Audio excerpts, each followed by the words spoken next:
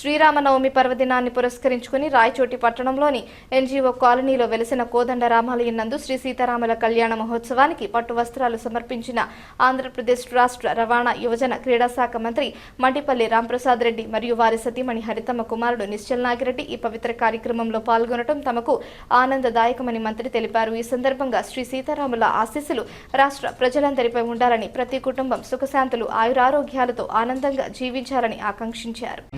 శ్రీరామనవమి శుభాకాంక్షలు. ఈరోజు ఆ పర్వదినాన్ని పురస్కరించుకొని ఎన్జీఓ కాలనీ రామాలయం ఆధ్వర్యంలో నన్ను ఆహ్వానించడం, ఇక్కడ శ్రీరామనవమి కార్యక్రమంలో స్వామి అమ్మవారి యొక్క కళ్యాణాన్ని జరిపించడం పూర్వజన సుకృతంగా ఉంది. అలాగే ఇక్కడ వేలాది మంది భక్తుల కోసం అన్నదాన ప్రసాదం వితరణ కూడా జరుగుతూ ఉంది. ఈరోజు చాలా సంతోషంగా ఉంది. వేలాది మంది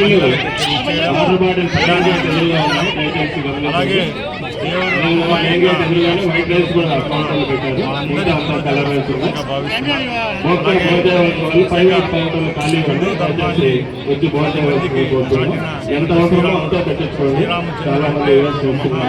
చిన్న ప్లేట్ పడేయకుండా డ్రమ్ములు పెట్టారు. డ్రమ్ముల్లో వేయండి. ఆ రోజు నుంచి మంచి పరిపాలన అందించిన భగవంతునిగా కొనియాడుతున్నాం. ఈరోజు కూడా ప్రతి ఒక్కరూ ఈ శ్రీరాముని పురస్కరించుకొని అందరూ సుఖ సంతోషాలతో ఉండాలని భగవంతుని ప్రార్థిస్తున్నాం.